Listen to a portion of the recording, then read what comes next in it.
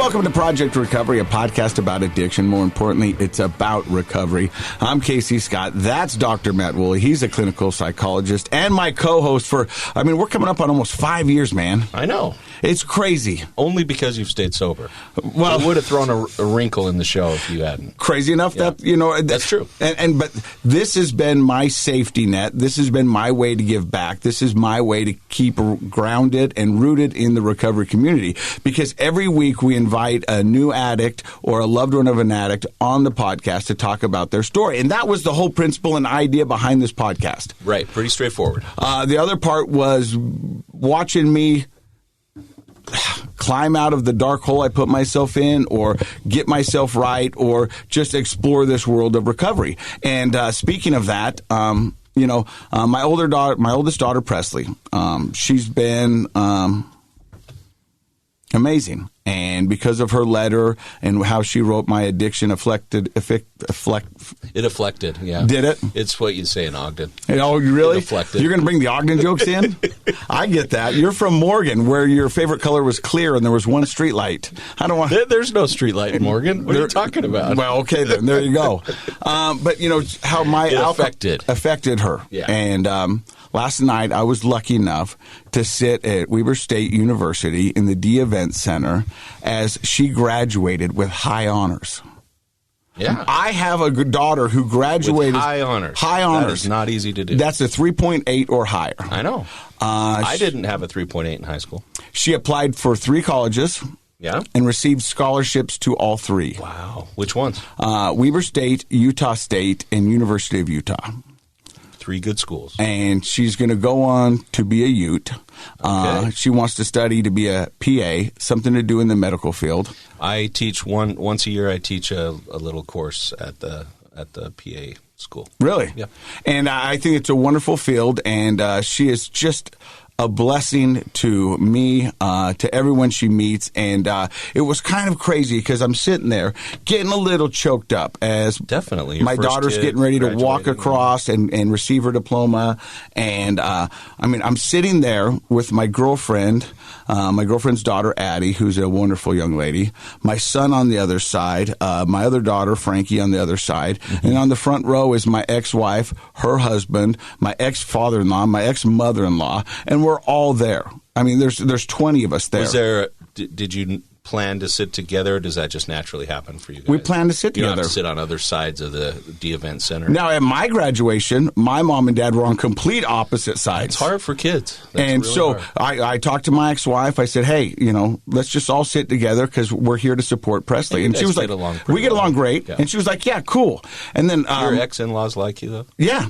I talked to them quite a bit. Oh. I think they like me. At one point they didn't, but I don't blame them. Well, I think they like you from what I've heard. Yeah. And so we're all sitting together, and it was cool, and everybody's, getting ready to cheer on Presley. And as she walks by, when they say no, wait, save your cheers to the end. Are you guys that family that screams loud anyway? Yeah, I got in trouble by my girlfriend.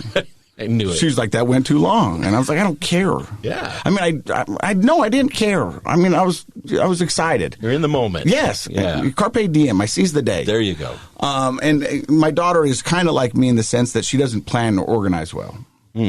So I've been asking her for the past... Josh, does that sound like Casey at all? A little bit? Okay. So I've been asking her for the past 2 weeks, what are we going to do on your graduation night? She goes, I don't know. It's kind of the same response. Well, don't they have the lock-in thing? They did do that, but that was at 10 o'clock till 2 in the morning. Okay. So there was a window between 7 and 10, and we were all there, and so gotcha. Nobody knew what to do. So I was like, well, why don't I take you guys to dinner? And I invited my ex-wife, my ex-in-laws, everybody. So we all went to dinner. And I'm sitting there, and we're talking. Where'd you go to dinner? The country club. Nice. Yeah. After my son graduated, we went to Jake's Over the Top. Well, and that would have been fine with us, but it's not there anymore. It was last minute, and we knew we could secure a table. Nice. Country club. Okay, sorry, I'm derailing your story. So we go there, and we're all sitting there, and my ex-wife's telling stories about the time I almost died because I had an embolism. And my girlfriend is telling stories, and my ex-mother-in-law is telling stories. My mom's telling stories, and I thought they weren't all near-death experience. No, there's a couple. Okay. I mean, I'm lucky to be interesting here. Graduation conversation, but yeah, go ahead. And it's just the way it went, and so we're sitting there, and I took a minute, and I looked back, and I was like, 5 years ago, this would have never happened. 5 years ago, this would have been a miserable experience for almost everybody involved. Had I stayed drinking, partying, and doing my There's no way you wouldn't have been drunk by that point. Yeah, there's no way. And I would have ruined her night. I would have ruined my ex-wife's night. I would have ruined my girlfriend's night. My parents would be upset. And I thought, man, there are so many blessings that I get because I'm sober. Yeah. And it was kind of cool because I think it's really cool. I mean, to this day, my parents still don't like being in the same room together. Yeah, that's been tough, huh? Yeah, you know what I mean? And so when you have parties, they'll take like shifts. Like my mom will come early and my dad will come late. Mm-hmm. And there'll be a little crossover, which is still awkward. But for the most part, you know, we all just moved on. They haven't. Yeah. And so the fact that we could all sit there and be there for my daughter as she graduates was pretty cool. No, I think that's really great. And as sobriety makes those sorts of things happen, and now instead of trying to remember that night years from now, you'll never forget that night. Oh, I got pictures, and it was wonderful. It was. Well, congratulations to you and to her. She's a really neat young lady, extremely well spoken, great student. She's going to do great things in college. I'm excited, and I'm excited she's coming to the U. Yep, she's going to be a Ute. I'm an great. Aggie, but I was like, okay, they're going to pay for it. Let's go there. Well, you can supervise her better down in Salt Lake. Well, she's going to live at home, like we talked earlier. Oh, that's right. She's going to live at home for the first year. Yeah, until she figures it out. But that's not a bad idea. No. Yeah. So we're talking about college. We're talking about education, and rumor has it you brought a little quiz for me. Oh, yeah. This is going to be fun. So you're going to take me to school. I'm taking everybody to school. Whoever wants to chime in. Professor Woolley. So maybe our guest can jump in. Logan. Logan Adams. He's with Fit to Recover. Yep. And he's going to be. That's one of my favorite groups, by the way. Yep. I love those guys. We're going to find out more about his Josh story. can jump in here. I do need the answer in the form of a question. Okay. Okay, I'll be a stickler on that. I got you. All right. So, using this particular substance causes the following. This is based on Journal of American Medical Association, May 2023 research. That's this month. He always brings in these fresh. journals. Yeah. This is fresh. Can you smell that? Yeah. Fresh. Certified. Okay. Teenagers who use this are 2 to 3 times more likely to have depression, suicidal thoughts. We're bringing that up because May is what month? Mental Health Awareness Month. That's right. They are also 4 times more likely if it becomes a disorder. That's just using it. Okay. They're twice to 2 to 3 times more likely to have depression and suicidal thoughts. But if it becomes a disorder, they're 4 times more likely to have those things. And they are much more likely than the average peer to not do well in school. They would not be high honors if they use this. They're more likely to skip school and get in trouble with the police. Adults who use this are 4 times more likely to develop the risk of peripheral artery disease. So we have something that causes mental health problems, behavioral problems, societal problems, and physical problems. What am I? All right. Do you want to go first? I'll try it. Yeah. What is cocaine? Okay. That is a great guess, but no. I'm going to say He did put it in the form of a question, so he gets a point for it's that. like the Price is 1 Right point format. right there, I love it. I'm going to say, what is alcohol? That is also well done in the form of a question. You get a point, but incorrect. Josh? Okay, for the sake of not going with an easy answer like marijuana, I'm going to say, what is caffeine? He's going to say, what is caffeine? What is caffeine? It's not bad. That is actually a creative but incorrect answer. I'll give him a point. Okay. It is marijuana. What? Oh, wow. Marijuana makes you twice as likely just by using it to be depressed and have suicidal thoughts. But its selling points are it's not addictive and... But it is addictive because guess what? We What? have research that proves it. There's an addiction that I can type it in the computer and it goes right in your chart. We've had somebody on the podcast who's addicted. Yep. Her DOC and I've was had patients marijuana. who fit that. But it's also it'll blow you out in school. You're not going to do well in school. You're going to get in trouble with the cops. You're going to get not Much more high honors. likely. You're going to get high, but not the honors part. And peripheral artery disease. That's in crazy. adults. And so it is not a safe drug, FYI. All So right. there you go. That's this month, Journal of American Medical Association. This isn't like, the Chang's Chinese menu research take out, or the dry I know cleaning pamphlet. Okay. This is a real journal. Yeah, and I think as weed becomes more socially accepted and medically accepted, people are doing more research on it, and more information is coming out. Right, and we're finding that there are some ways to use both CBD and THC that might be helpful in certain ways. But people who are using it every day and thinking they're doing themselves a favor, they're not. So I just like to bring that up because I get such a backlash all the time from patients, parents, even teachers. Don't panic. It's organic, man. Yeah, just because it rhymes. Doesn't mean it's right. Doesn't mean it's right. Yeah. Anyway, you mean those rappers are lying? I don't know if they're lying so much as just manipulating us for financial gain. Okay, I got you. Yeah. Hey, so we've got a wonderful show for you today. We just took a test with Dr. Matt Woolley. He's a clinical psychologist and a professor. Yeah, thank you. Yeah, I would say adjunct, but I found out I am adjunct in one department. Okay, but I'm an assistant professor. Does that all fit on one business card? Nah. But our guest today is Logan Adams. He comes to us from the East Coast. You've been sober now how long, Logan? So I got clean and sober December 20th, 2018. Ooh. Yeah. So pretty close to me. Very close, very close. I like that. And he's been out here in Utah for how long now? About a year and a half now. And you're the general manager of Fit to Recover. I am. General manager and one of the personal trainers, yes. And we're going to find out. He looks like a personal trainer, doesn't he? Well, before you got here, him and Josh were talking protein and reps and what to do. Of all the days to be late, dang it. I know. The best fitness advice. Yeah. We're going to find out, Logan. Do they have pre-workout? Oh, pre-workout, yeah. They have the protein shake after? Yeah. You like to get bucked up? I like to get bucked up. Oh, yeah. Bucked up is a pre-workout. Oh, okay. I think that's what my dad told me when I was crying when I was a little kid. Buck up. Yeah, pretty much the same thing. Is it the same? No. But you're listening to Project Recovery. We got Logan Adams' story coming up next.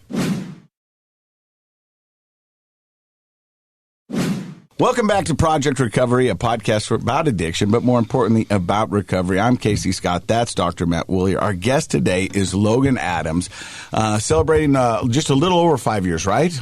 Or close to four. A little over 4, yeah. Yeah, and Casey likes to round up. I do. It works. It checks out. But you're a new dad. Yes, I am. Almost 4 months now. Congratulations. Thank you. That's awesome. That's an amazing experience. And you heard me talking about my story with my daughter and how much pride I have in my recovery gives me because I get to be a part of her life. Yeah. Do you find that as a motivation for you as well? Honestly, if I hadn't found recovery, I wouldn't be here to even have a son. I wouldn't have made it. I didn't even think I was going to make to be 30, and then I got clean and I turned 30, and then I didn't know what to do. Let me ask you this: that far. How do you sell it to yourself that I'm not going to be here when I'm 30? Is that how hopeless it had gotten? Yeah, that's where my rock bottom took me. I didn't expect to be 30. I knew how I was using that 30 was never going to be a part of my life. I'd never see that. I accepted it long before it kind of started to become a reality that I was going to die. I was like, cool, like all the greats die before 30. You know what I mean? And I just talked myself into it. That was going to be the way that I would go out. But we've heard that before, right? Yeah. I mean, don't you think that, first of all, when you're young, 30 sounds really old. Yeah. Right? And then second of all, we talked about, marijuana use causing suicidal thoughts. But I think just drug use in general creates hopelessness. And so it's hard to imagine yourself living in the future doing good things if in the present you're addicted, you're hopeless, and 30 seems so old. It's like, I think that's the cutoff age where people stop imagining their future. It's the hopelessness for a lot of us that keeps us addicted. Sure. Because you can't see a life outside of this. You can't imagine a life where you're not drinking at 7 a.m. You can't imagine a life of you going to a family party without alcohol or drugs in your system. It's like, because you look at people who do and you go, how do they do it? Yeah. It's like, because I can't. Yeah. I want to, but I know me, and it's not in my DNA. Yeah. For sure. I mean, if you use long enough, you rewire your brain to the point where that life is all you're going to know. I barely remember a life before addiction. Like, I have some core memories from like growing up, but in my 20s, nothing. So all I remember is just using and then getting clean. Let's start with a young Logan. Where does Logan's story begin? So I'm from a very, very small town in Maryland, one stoplight. All right, you guys win. Yeah, right. And unfortunately, with the small town life, there's really nothing to do outside of, partying and drinking and, using drugs. We had a movie theater and a bowling alley, but you can only see so many movies and go bowling so many times before you're tired of it. So you went to high school, you played sports, you did drugs, you partied, and then you showed up for school on a Monday. And that was I think kind of a my lot life. of people that don't really have much connection to the world of addiction, they assume small towns are sort of like pure and that nobody's partying there, that you're doing. But the reality is what you just said is very true. Yeah. In a small town, you're looking for mischief, you're looking for trouble, you're looking for something to do. And so alcohol and drugs play right into that, right? For sure. I mean, when I moved to Salt Lake and saw like kids actually doing things besides that, or even when I went to college and met, other people that didn't grow up drinking or using drugs, I was surprised. I was flabbergasted that, you guys are just started drinking in college. Like I'm a seasoned vet at drinking and using drugs at this point. But yeah, I think I'm not going to say all small towns are like that. Mine was like that at the time. We had nothing to do that. Facebook was just coming out. Like social media wasn't really a thing yet. So we had nothing to do. We'd meet up at a bonfire on a Friday night and you'd tell your parents that you were staying at, Bobby's house or whatever, and then, you'd get alcohol poisoning in a field somewhere. That's just how it went. It's a matter of fact. Yeah, and that's your in a weekend. field somewhere. Do you remember at what age you had your first drink? Oh, probably 14 or 15. But I didn't start with alcohol. I started with marijuana. Oh, you did? Yeah. Because I had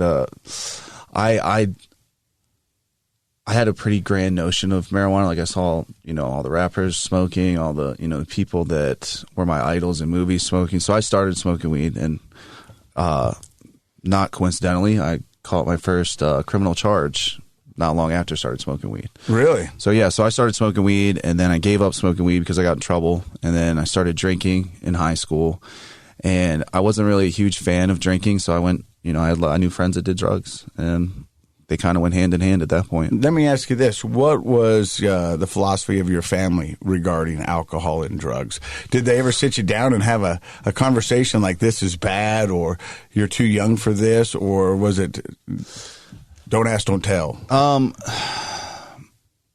sure they're going to listen to this. So I love you guys beforehand.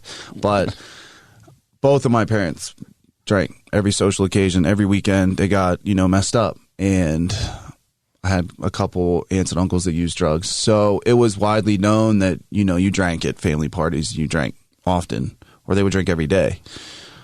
They said drugs were bad. I will give them credit. They were like, yeah, don't do drugs. But that didn't stop me. I was going to try it. So last week I gave a lecture to the medical residents on social learning theory, or sometimes we call it vicarious learning, and that's exactly what you're talking about. And so you've just mentioned two major influences in your life, which I think are typical for teenage. What modeling do our parents and family give us? Yeah. And then what do we see in movies and music and popular culture? And what you're saying is, popular culture kind of made smoking weed look cool. For sure, yeah. And something you wanted to do. And at home, alcohol was part of all the events. Yes. And so you had that modeling. Yes. Do you think you were how much do you think your use at age 14 or younger was by this social modeling?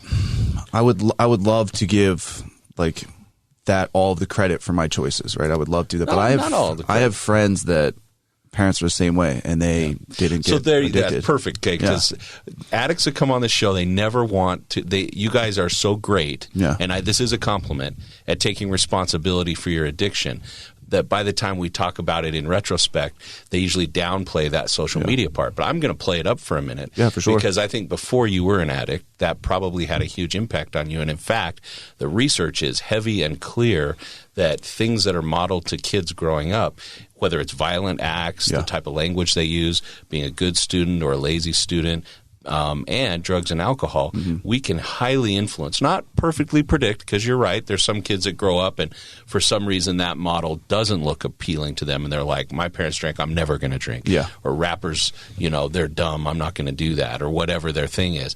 But man, so many people say exactly what you just said. Yeah. I think I think it's perfect to take responsibility for your addiction. But I think for parents out there raising young kids like you're going to be doing, you have to be careful about the modeling, social media, popular culture. Without a doubt. I mean, I definitely agree social media has a heavy influence on like generations now. And, my partner, she's amazing. We've had multiple conversations of how we're going to parent. And one of the key things is, if we fight in front of our child, we come back together and apologize, right? Because obviously, you model the solution. Yeah, because fights are going to happen between people. Yeah, but as long as we come back and practice good conflict resolution, right? Show our son that you don't have to drink or do whatever to have a good time at whatever social event or family event. Like, you can just be you, and that's okay. Mm-hmm. We're trying to set a different example than the ones, at least my parents set for me. Logan, I don't know if it was like this when you grew up, but Dr. Matt, I think it was for you and I both. We lived in a generation where parents said, "Do as I say, not as I do."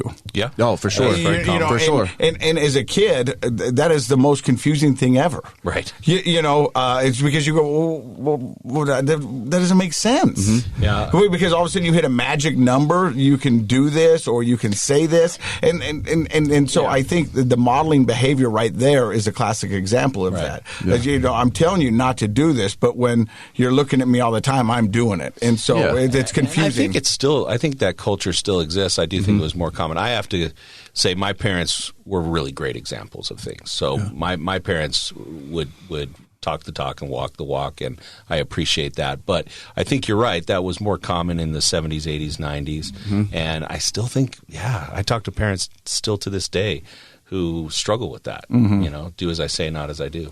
So drinking wasn't your thing, and you said you had friends that like to do drugs. Oh, yeah. And so did you make the shift over to drugs pretty quickly? Probably around 16, yeah. So I was going to parties in high school, and then, friends would bring out cocaine. Is that back to marijuana or no? Okay. Cocaine, yeah. Cocaine, and, I remember vividly the first time I ever did it, right? And this is how I know that this was unfortunately, my first love. I was studying for a test, pretty big, important test, and I had friends, obviously, that did cocaine, and we lived next door to each other where I was at the time. Friend comes knocking on the door. I had no one home. No parents were home. They're like, "Hey, we've got parents' night." They're doing their thing, right? Love them to death. I know they needed the time. Now that I'm a parent, I get it. Yeah. So he comes in, "Hey, man, where's your parents?" I was like, "They're gone. Let's go to your room." I'm like, "All right." So I'm still studying, and he's cutting lines of cocaine out, and he's sniffing. He's like, "You want to try some of this?" And I'm going to be like, "No, dude, I've got a test tomorrow." He goes, "Oh, it'll help you study better." I was like, "I'm in." Did it. I'm going to test. This will help you study. I'm in. I did it. I read the whole book that I needed to read probably in 3 hours, front to back. Did you remember? I remember this vividly. I remember reading comprehension up or down. Oh, man. Yeah. It was The Power of One. It was AP literature. Okay. I still remember the whole book. Wow. Yeah. Okay. I still remember the drip and spitting it out and him being like, "Hey, man, you don't spit out, when the cocaine drips down your nose and you swallow it because your throat's going to go numb." And it was just, "You okay?" You all right? Josh is getting grossed out. You okay? And it was definitely downhill from there, And unfortunately, the friends that, I used with in high school, some of them didn't make it, to this day. And a lot of them are still either running and gunning or they've gotten clean and sober and had kids and put their lives together like I have. So did that become your DOC, drug of choice? Yeah, that, and because I had to go to sleep, then alcohol came into play, and it was always Jack Daniels. So at 16, you had your first line of cocaine. Yeah. Helped you get through a Power of One. Yeah. Oh, yeah. And you remember it vividly. I mean, you told the story with what seemed to be a little bit of love. And there's still a small part of it, which unfortunately is the nature of the disease. It doesn't matter how far I get away. I'll talk about stories of back in the day of drinking and remember them fondly because there was some good times there. Sure. Unfortunately, it got to the point where the good times were far and few between. Yes. Well, and that's actually one of the problems with going back to what do we model to kids is people don't drink alcohol and use drugs because they're no fun from the beginning. Exactly. Right? It is fun. It alters how you feel. It's a good feeling temporarily. And sometimes, like Casey likes to say, until it isn't, right? Yeah. And so, the problem is that it's hard it's hard to talk about it only in a negative term, because when a kid has their first drink or uses drugs the first time, they're like, oh, my parents are lying to me. Yeah. Mm-hmm. They said this would be bad. I feel good. Yeah. So I actually think it's better to be frank with them and say, when you first use something, chances are pretty high you'll like it. Yeah. But it's downhill from there. It's not sustainable. It's not sustainable. In fact, it's never as good as the first time. And it may be a quick drop off the cliff, or it may be a slow, but it's never going to be good again. Yeah. And it'll get to where it's bad. But I think that's important when you talk to kids. You have to be honest. So you're 16, you're doing cocaine at nighttime, you're chasing it with Jack Daniels so you can get to sleep. For sure. Does it start to affect your schooling? You're talking about AP English. No, I still did very well in school. It didn't start affecting any of that until I got arrested junior year. So yeah, it wasn't that long of a time, a year. So yeah, pretty quick. Let's be real, pretty quick. I got arrested, honestly, not for alcohol or cocaine, but for marijuana, because I wanted more money for cocaine. So I started selling marijuana, which in hindsight is a silly act. So I get in trouble, and because of the quantity that I was caught with, the state of Maryland put me into drug court, right? So they're like, but it was juvenile. Like, hey, this is 4 months minimum, blah, blah, blah. You stay out of trouble. It's super easy to do. They sold me on it. They're like, or, you're going to have to go here and leave home. So I was like, oh, okay, cool. So I get in there, and they're like, oh, by the way, this is 6 months. Classes 4 times a week. You can't play sports. You have to report to drug tests. You have to go to therapy, blah, blah, blah, blah. And I did it. I wouldn't say I played the system, but I did what they asked of me, and I went right back. It didn't stop. So did you stay sober during that first time in drug court? No. But you gamed the system a little bit, and you completed all the requirements they asked of you. I did, yeah.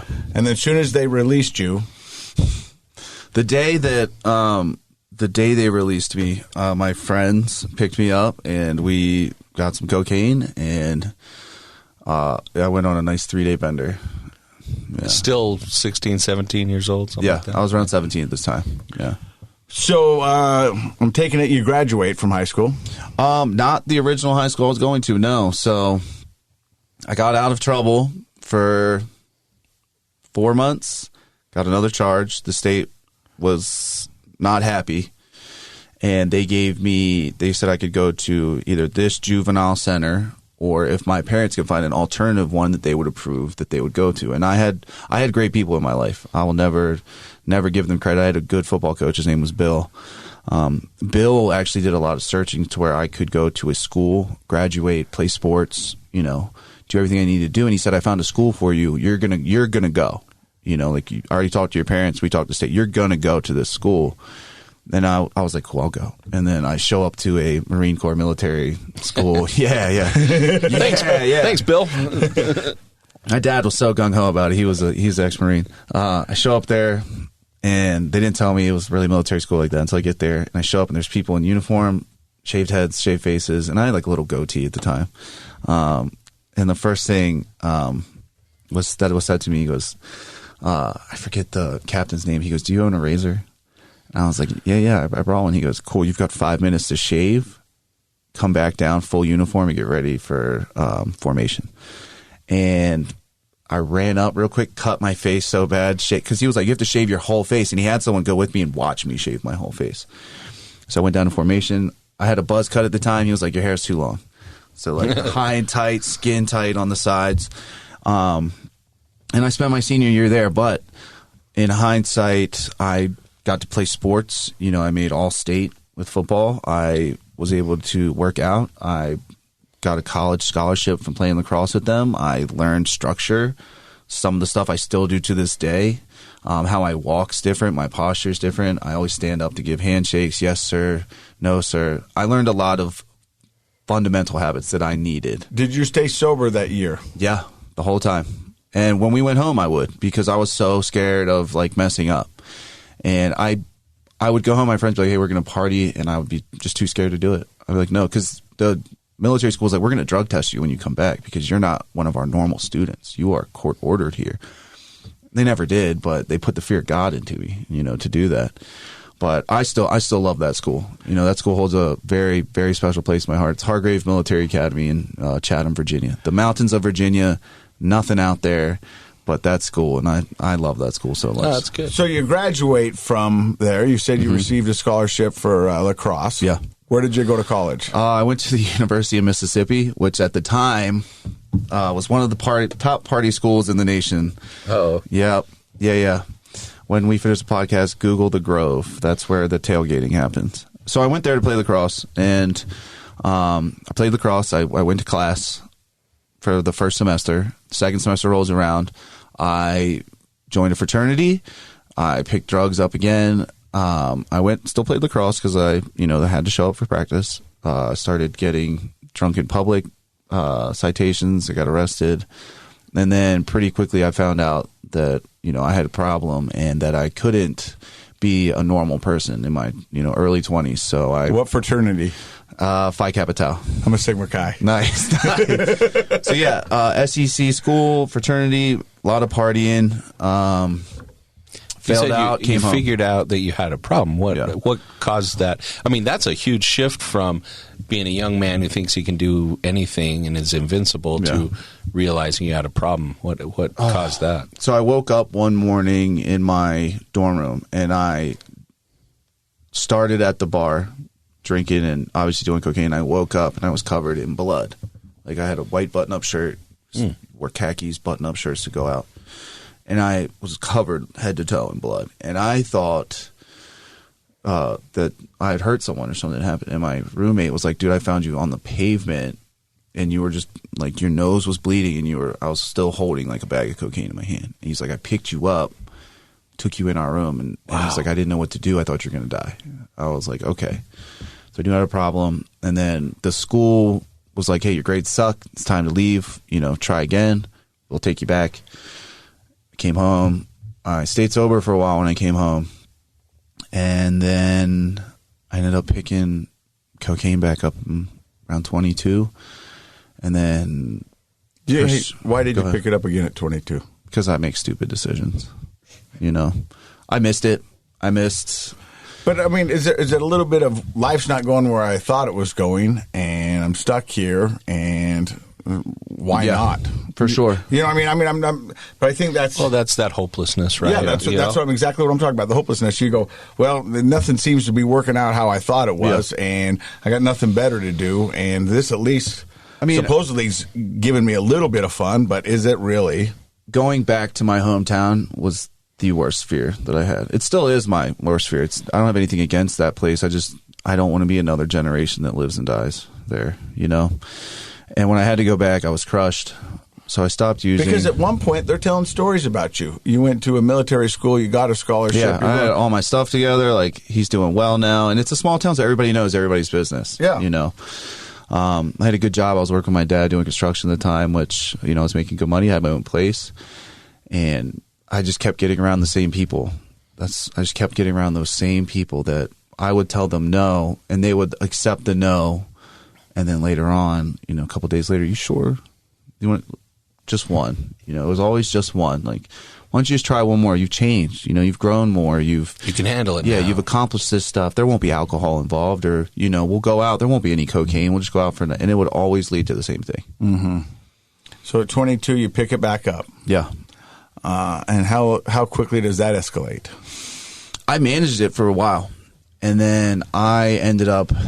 What does that mean? You managed it for a while. How long? So I was one of the weekend warrior people where I could it would be like a Friday night or a Saturday night, and I knew I had to work on Monday, so I would stop on a Sunday and be cool the whole week.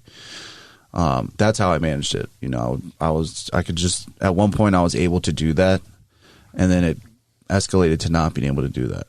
Yeah. The disease just slowly kept picking up in my mind. Just talking to me all the time, like, hey, it's Thursday. Friday's tomorrow. It's okay. And then I'd be like, well, it's just Monday. Why not pick me up to get you started on the week? Let's start the week off right. The week gets shorter and shorter as that thinking starts, right? Throw a couple Taco Tuesdays in there. Exactly. The week is Wednesday. Yep. And then it's just every day. And then I ended up progressing to opiates. Why though? So I have these nice, wonderful scars all over my face, on the back of my head. I was assaulted in a bar parking lot, right? And I'd already suffered multiple facial fractures from lacrosse and everything else, CTE from football, which I firmly believe like progressed my addiction, like especially my disorder. So I broke all the stuff in my face. I woke up in Baltimore at Shock Trauma University, which is one of the, in Maryland, you know it, if you woke up shock trauma, like things are not going well for your life. Like you probably aren't going to make it through. I remember seeing my mom, not seeing her, waking up, and they gave me Percocet 30 milligrams, right? Now, I took them as prescribed because I was a responsible person with that because I was afraid of prescription medication. Oddly enough, I was afraid. So I took them for 18 months straight, the way that they told me to take them. And then 18 months in a day, they cut me off. They took me off opiates. They're like, hey, like everything's healed. You're good. Good luck, you know. Good luck on your journey. What year is this about? 2013. Okay. Yeah. Yep.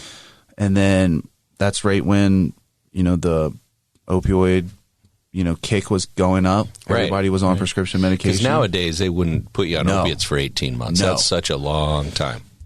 So, yeah, so you remember opiates. They kicked you off. Yeah. How long did you go without? So I went 3 days because I didn't know. You know, like I was still ignorant to the fact that you had to go through withdrawal on opiates. And I remember day 3 being like, I think I have the flu. Like, this is the worst thing ever. I remember laying on my couch watching Netflix and being like, I have the flu. And I had friends that used opiates that were like closet users. And one of them came over and he's like, hey, man, you okay? You look sick. I was like, dude, I think I have the flu. He was like, are you still taking your prescription medication for like your pain meds? I was like, no. He goes, oh. He goes, you don't have the flu, dude. He was like, you're dope sick. Like, you're going through withdrawal. And he just gave me a pill, and I took it. 30 minutes later, I was like, oh, I have to do this every single day now. There's no, like, backing down from this. Because, you know, going to rehab was, like, taboo. Mm-hmm. You know, like, I couldn't tell my parents, like, hey, I have to go to rehab. Because I honestly didn't think that I could play a role in getting there. Like, I thought the doctor would be like, hey, he has to go. So, yeah, I picked up prescription medication, and that's when everything went bad. At that point, you're doing prescription medicine. Yeah. Is cocaine still playing? Yeah. Yeah. What's scary about that part is I couldn't breathe out of one nostril.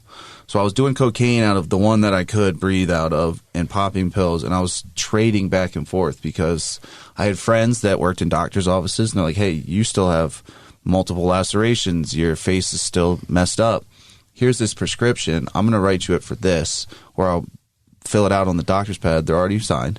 You pick it up. We'll split, you know, whatever you're going to get. You keep the rest as long as you take the risk in picking it up. So I would do that. I would trade back and forth, and that's how that was actually really common Yeah. practice for scamming for opiates back in the day because the docs did have actual pads. They don't do that anymore. It's electronic now, right? And it's double and triple checked, and we have a system. But that's one of the reasons that the crisis got so out of control was you could have like an MA or somebody that just works in the office steal one of those pads that had the signatures on it, and boom, you're off to the races. That's it, yeah. So now you're doing cocaine and opioids. Sure. And how long does that go for? Many, many years. At any point, does your family realize you've got a problem? Or are you pretty good at keeping it? I thought I was good at hiding it. I think for a while they didn't know, and then like things started going missing in our house, right? And then prescription medication went to heroin because it got too expensive. And I only made so much money, and I can only steal so much or rob so much. Walk me through the jump from opioids to heroin. At any point, did you ever say, because we've had a lot of people sit in that seat where you are today saying, heroin's dirty. I'll never do that. Oh, I said that plenty of times. That's a real druggie. Yeah. Oh, I said that plenty of times, and then the pills dried up, and those same friends that started doing pills first were the same ones that started doing heroin first. And I remember being like, hey, like, do you know where, you know, any pills are, blah, blah, blah. No one could find any. And my buddy's like, look, man, I've got heroin. He was like, that's all I have. Stop calling me asking for pills. If you don't want to be sick, your first one's free. And I was like, well, you said my favorite word at the time, free. I was like, okay. So I went there and I'm like, hey, how do I do this? And I was so ignorant to heroin at that point that he was like, the only way that you can do heroin is to inject heroin. And I was like, oh. And then like later down the road, I find out there's many, many different ways to do it. So he, injects you for the first time, and cocaine was, a second thought at that. Like it was just heroin. Yeah. From there it took over that quick. Very quickly. Because I had already had an opioid problem, and the fact that like it was instantaneous, I didn't have to wait really for like my digestive system to, absorb it. It was instantaneous, and it's still I remember that memory vividly as well. And unfortunately, he's not here to, go over this memory with me. But yeah, that's where it started, and then. Now, I've asked this question a couple of times with your drug abuse. How quick did that escalate? That one was the fastest. Like everything, when I say everything went downhill, it took maybe a month for because you could see track marks. I had moved out with my family. I was jumping from house to house with friends because, I stole too much from them. They didn't let me in the house. They barely would want to talk to me. And I love them to death for that decision. That's what I needed. But yeah, everything was just downhill. And then I was an hour and a half away from Baltimore City. And in Baltimore City, it's still an open air drug market there. Really? You drive in, you roll your windows down, they call out whatever you want. You pull over, you give them money, they give you drugs. 5 minutes, easy peasy. And it's still that way, huh? It's still that way. Wow. It's still terrible. I went back not too long ago and had to go through Baltimore from the airport.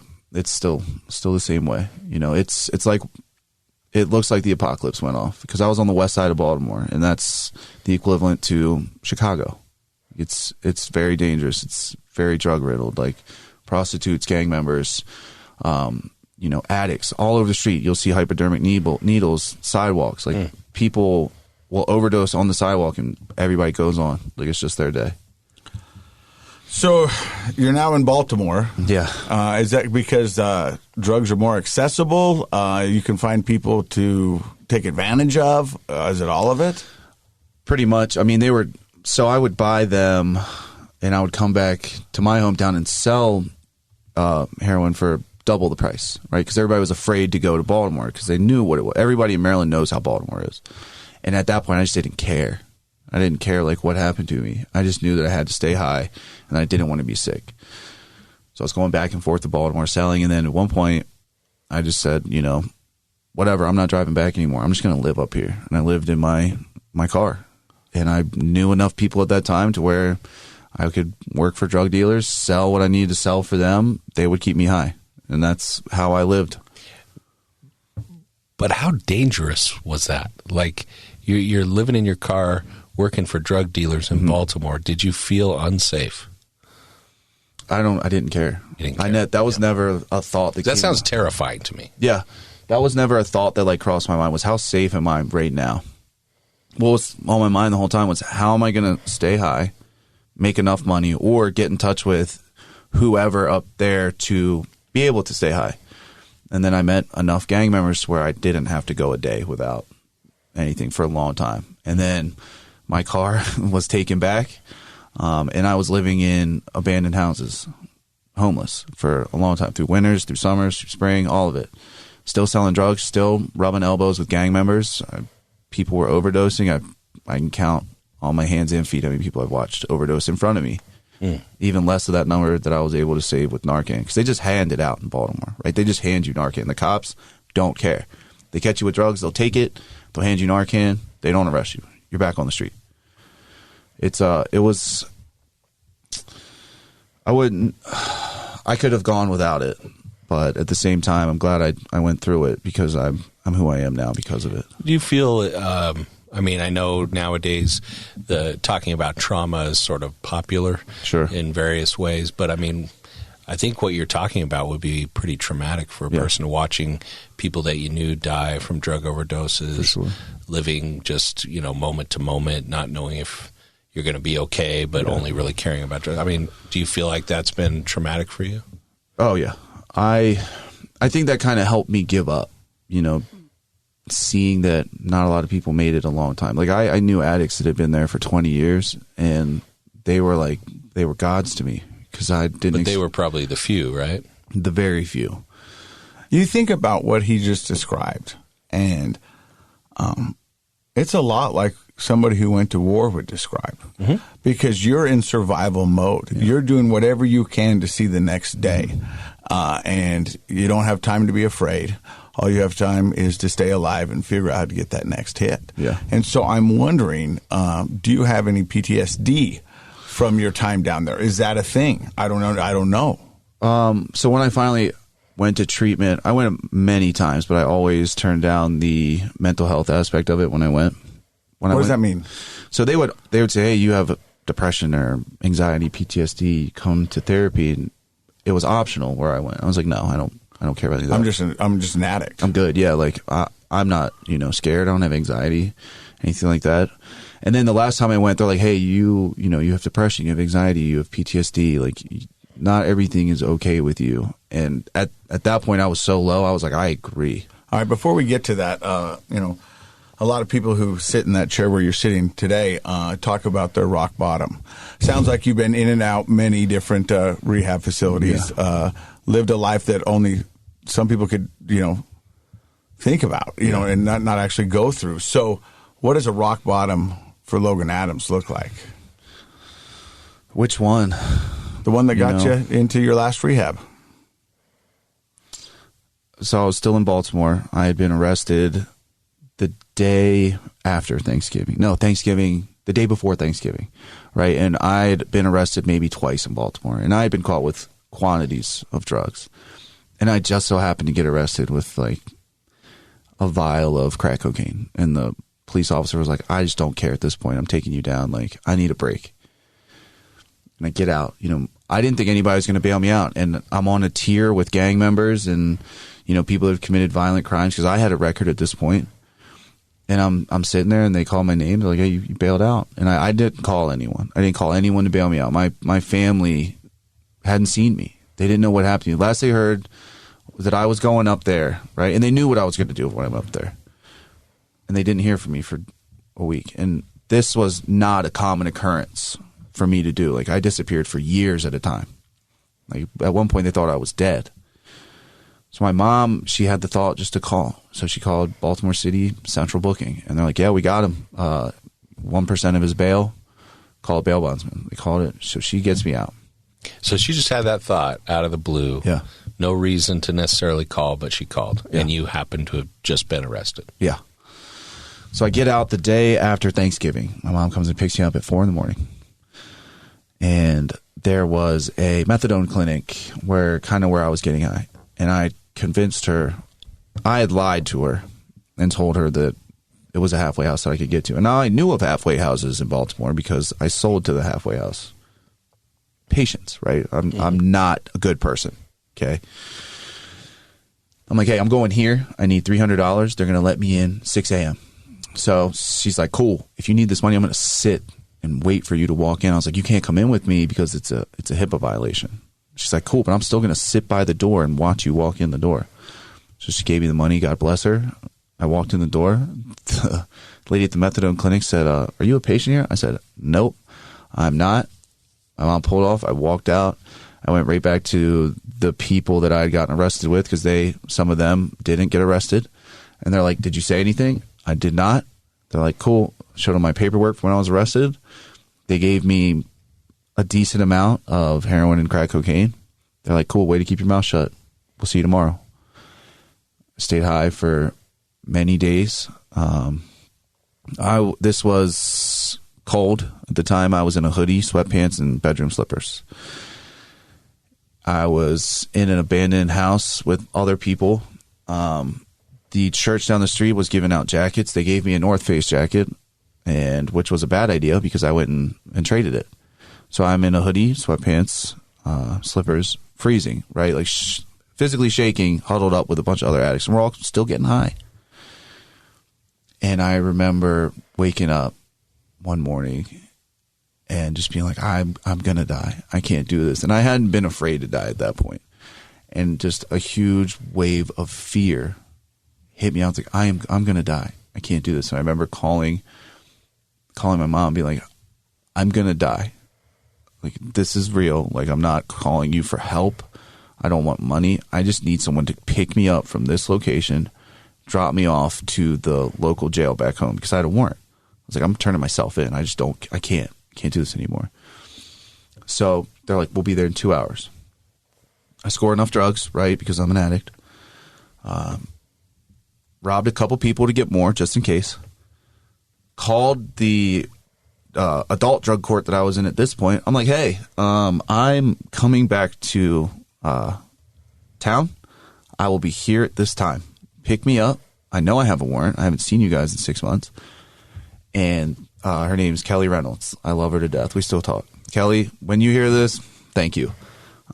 She said, do you want to go to rehab instead? I said, yeah, I need to go to rehab. So they're like, cool, you just have to go in to the jail. We'll process you. We're going to release you to your family. Now, if you run from them, you're going to get all of your time that you had. And I was facing a significant amount of time at that point. If you don't show up on this date for us to check you into rehab, we're not helping you. They're like, this is it. I showed up, and I honestly thought that was the lowest point. The day I went to rehab, I got high, right? And I remember my dad was taking me, and my buddy, my best friend that I used with this whole time, the one that introduced me to heroin, right? He was going the next day to the same treatment center, and my dad was like, just stay with us. Like, Logan's going today, you're going tomorrow, stay with us so we know that you have another night safe. We go into Walmart in my hometown. I get high in the bathroom. I cry. I get high again. I cry some more. I walk out, and my dad looked at me, and he was like, are you ready now? Like, you ready to go? Not in like any kind of like mean way, like just in a surrender. Like, are you ready now? Is this it? Takes me there. I go there, about 150 pounds. I normally sit around 220. And that's the last time that I went to treatment. And, I told him, I was like, hey, I don't want you to bring me anything. I don't want you to make this comfortable. I don't need anything, Went to treatment. I called them Christmas Day, told them I loved them. Merry Christmas. Called them New Year's, told them I loved them. Happy New Year. And then I was given the option to either go home by the court system or I could go to a recovery house. And the recovery house was 10 minutes, from my hometown. And I was like, no, like I've gone home every time I've done anything. I'm going to go to a recovery house. Went there, stayed there for 5 months, kind of built my life back together in that time. Did your friend go the next day? He went the next day. I tried to convince him to go the same one I did because, we're still friends. We helped each other through treatment. I was like, hey, I get out today, you get out tomorrow, come to this one with me. Like, we'll do this together, hand in hand. I was like, you're my best friend because I watched his, I know his little brother died. I took him to treatment before my addiction got gnarly. So he was like, no, I'm going to get out of town because town's my problem. And I understood that at the time. But he went to a treatment or a recovery house closer to Baltimore than I did. I was still an hour and a half away. He was like 30 minutes. So we get to the first NA convention we ever go to. Have a great time. But I can tell something's off with him, right? Like thinking back now, it's like his eyes gave it away. Like not his pupils, but like the light was like turned off again. And then a month later, I got the phone call that he had overdosed and died. No. Yeah. And the last conversation we had, he called me and was like, I'm using, I need help. So I was very tight with recovery centers. Like the one I went to, I called, the caseworker that had me. I'm like, hey, look, I'm pulling this favor. Whatever you need in the future, like I'll be here for, but I need you to get, my buddy back in. They're like, yeah, cool. Tell him to call us now. I call him. He's like, well, I'm going to wait for this other one. I'm not going back to that one. I don't want to be embarrassed. And, the last things I said to him, not in a nice way, I was like, look, I'm done with you. I can't be a part, of you killing yourself. And those are the last words I spoke, like to him. And that still haunts me like to today. Wow. Yeah. It's hard to give set limits and give tough love.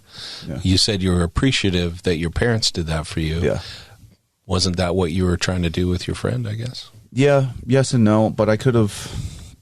I'm not upset over the decision, right, to set that boundary. I'm upset over the way I said it. Yeah. I could have said it with a little bit more love. That way, like, you know, in his moments, like his last ones, he knew that he wasn't alone. Yeah. You know. Well, that's one of the tragedies about addiction is, you know, it rarely turns out the way we think it will. Sometimes it turns out positive in ways that people don't expect. And too often, the reason it is a tragedy is too often it ends in death. Yeah. And I'm sorry for your loss. And I know you've had a lot of them, but that sounds like one of the toughest. Yeah. Yeah. So you got sober, and you're doing wonderful things in the recovery community out there. Yeah, I was part of area service for Narcotics Anonymous. GSR. I ran hospitals and institutions, which brought the meetings into, you know, treatment centers. I was doing that. I was involved. You know, I was heavily involved, and then his loss kind of cut me deeper than I expected, and I kind of started to peel away from some of my commitments in NA and just started showing up just as a member, which I needed. I needed to heal at the time. And then, a little bit while after that, I came and visited Utah. I came to visit a friend, and now I'm here. It's a wild story, man. Yeah. You know, I mean, it's hard to imagine this guy, 150 pounds, and homeless with slippers on, isn't it? I mean, the light is in your eyes, and I know exactly what you're talking about when somebody's using and that light's gone. The light's in your eyes. You know, how does it feel? Honestly, there's good days and there's bad days. You know, like I'm never going to sugarcoat it. It's, you know, I do have the life beyond my wildest dreams, but not every day is a good day. You know, like I'm not always happy. I'm not always sad. Some days I'm just existing, and, you know, that's okay. I tell people that all the time. It's okay just to be okay. Yeah, that's right. I mean, we set this bar that everything's got to be Instagram worthy or Facebook, and you know, we're popping bottles, we're hanging with supermodels. Yeah. Some days you got a handful of crap because you just changed a diaper, and that's it, man. And that's okay. And I think it's because as addicts, we're so used to that dopamine hit, the highs and lows. Yeah, that like we expect everything to always be up, and when it goes down, it's hard to understand why it's down. It's just down. And it feels extra bad when it's down. Because you said something earlier, which was if a person uses enough, they rewire their brain. Yeah. And we know that quite literally that is the case. Do you feel like you're still fighting back that rewiring that all that drug use did for you? I mean, 5 years later, I would expect some of it to still be tough to deal with. Yes and no. You know, I'm still an addict through and through. So just because I put down the drugs, you know, it doesn't mean I still don't exhibit addict tendencies. For example, working out. You know, I use that as a pretty valid source to make myself happy for a while. Mm-hmm. And then at one point it got to the point where I was like, oh, I might be a little obsessed with this. Like, this might be an issue to where I had to pull back how much I worked out or how hard. But yeah, rewiring, I don't really have thoughts of like smoking, you know, crack cocaine or shooting up heroin anymore. I have a very, very, very healthy fear of needles, to the point where when I got my COVID vaccine, I was like flushed, like about to pass out. Like, now I'm terrified of them. And now you're general manager at Fit to Recover. Yeah. And the Fit to Recover program has 2 locations, one in Salt Lake, one in Orem. And the thing I tell everybody about Fit to Recover, and I often refer people to it as well. I have as well. It's an amazing community for fitness, for music, for nutrition, for just community in itself. Yeah. It's a wonderful place. Service, a lot of service. And so for those who don't know, give everybody kind of a 911 of what Fit to Recover is all about. That'd be a 411, I think. The 911. It's an emergency. Yeah. Well, yes, it is. When you need it, it's an emergency. So when I first came into Fit to Recover, before I had the job, right, I was told very explicitly, we're not here to, you know, get big or, you know, any kind of crazy nutrition. It's a community, right? And our 4 pillars are great, you know, fitness, nutrition, service, you know, our outreach is great. We talk to drug court. We do everything that you can think of. But the golden nugget that is Fit to Recover is the community. It's how tight knit we are. You know, I've led classes where people have been at their worst days in sobriety, and they still show up, and everyone will rally around them. Everyone will be on their side to help them out. That's one of the things that I love most about Fit to Recover. It's the community aspect, right? We have meetings there. Obviously, our fitness classes, music, art. We have everything that you can think of to keep you busy every single day of the week and to keep you safe, right? Whether you're there for an hour, whether you're just hanging out with us in our office the whole day, we don't turn people away. We love having people that need help. We love having people in recovery there. We will always help you. And that is the best thing about Fit to Recover, is that we don't tell you no. We're going to help you as much as we can. And if we can't, we are going to refer you to someone that can. Oh, I love that. I love that attitude, because that goes back to one of our themes, which is what? The opposite of addiction isn't abstinence. It is connection. It's connection. Right. And I actually think that right there is one of the very most powerful psychological tools we can provide in any mental health capacity, including addiction, is positive connection. If you can find a positive connection, you're going to do better with whatever you're struggling with. Yeah. So let me ask you, you just heard Logan's story. Yeah. What are some takeaways? What are some things that stand out for you? Casey always likes to quiz me with the standouts. So I've been thinking about it, and I'm going to go back to something that didn't seem like maybe the biggest part of your story. It certainly wasn't the most salacious part of your story, but it is definitely along the theme of connection, and that is Coach Bill. Yeah. And there are so many people that have the opportunity to be a Coach Bill. Yeah. And while Coach Bill's efforts didn't turn your situation around 100%, look what he did for you. He could have just been the coach who said, well, I'll write that kid off and stick somebody else in his spot, and his parents can figure him out. Yeah. But Coach Bill went the extra mile. And there are teachers and church leaders and just friends, parents. There are so many people that have the opportunity to go that extra mile, and I'm always impressed. Yeah. I think those people in our community make just as much of a positive difference as maybe the professional people do. No, I wholeheartedly agree. And I would say Coach Bill didn't fail. Because you still stand up today to shake people's hands. Yeah. A lot of the stuff that he gave you and was able to do, you do today. Yeah. And so because of Coach Bill, he's made a big impact on your life. For sure. And when I listened to your story, you said it so matter of fact. And I know you downplayed a huge part of it, not because of you were embarrassed, but just because it was just your average life. You just thought that was normal. Yeah. But, living in abandoned houses, huddling with addicts to stay warm, smoking crack cocaine, dealing with gang members every day. You listen to that, and you want to talk to some people who have loved ones that are addicts and go, because at no point were you really having fun. No.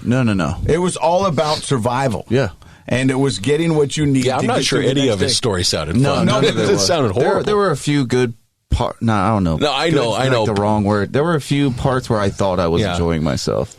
But the reality is that when you look back with a sober mind, and you really want to dissect it, at no time were you having fun. No, I mean, I think that was my little slice of hell for 6 years.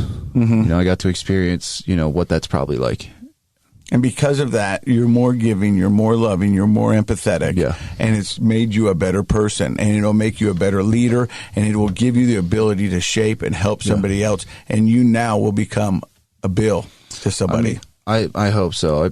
I think kids now are going to be a lot...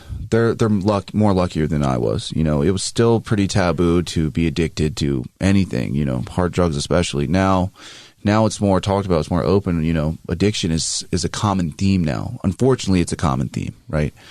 But I think now, parents are more aware of, what could happen. I hope parents are more aware of what could happen. If, they're not there and my son's friends, if I see, a little piece of me in them, be like, hey, do you need some help? I got, this is where I came from. I agree with you 100%. I think just in the last 20 years, there has been people who are in recovery have gotten loud. Yeah. And they're involved in our communities, and they're doing good things.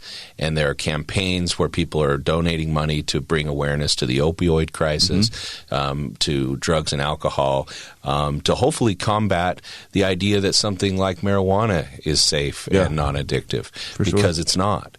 And I think there is a culture now where we talk about it. Did we ever talk about it in high school? Nope. No. Like, you'd have the one assembly a year DARE. sponsored by DARE, Oh. right? And actually, DARE has been revamped because of vicarious learning, which we talked about earlier. They proved that it was actually harming. Yeah. They've changed it now. The current DARE program does good psychology, but that you'd have that one program in school, everyone would snicker and laugh. And I'd make the joke. DARE stands for drugs are really expensive. Yeah, and stuff like that. And then we would go about our day, but our parents didn't talk about it. There were no billboards about it. So, I mean, thanks to people like Adam and others, Logan Adams. Sorry, man, got them both in there. Don't worry, it happens all the time. You know, people are having the conversation. I think it's great. I love it. Well, plus I think the way we portray addicts now in popular culture is completely different. I mean, you would think That's of a good someone, point. hooked on heroin or crack would be, an African American in inner cities. Like now, it could be everyone. It could be anyone. You want to blow your mind? Go Google Robert Downey Jr. 20 years ago. Yeah. Oh, yeah. Yeah. And now he's top of the world, Iron right. Man, and killing it. But he was an addict, and he was in prison. And sitting right across from us, we have a scholarshiped D1 college athlete who became an addict. Yeah.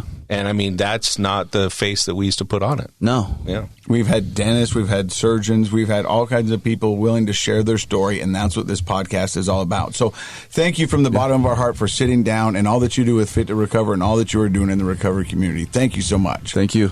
Thanks, Logan. And in case you forgot, Dr. Matt, Project Recovery is what? You and I and KSL. It's a KSL podcast, buddy. That's right. And Josh. Yeah. And Logan. And we all need a bill. And Coach Bills. All the Coach Bills.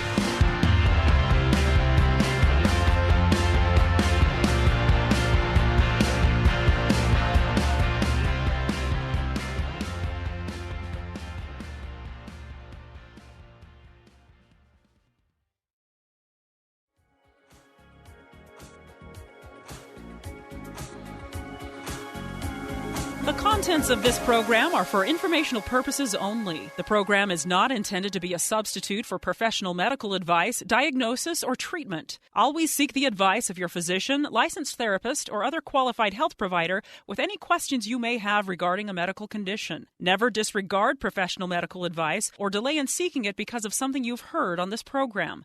KSL does not recommend or endorse any specific tests, physicians, products, procedures, opinions, or other information that may be mentioned on the program. Reliance on any information provided on the program is solely at your own risk.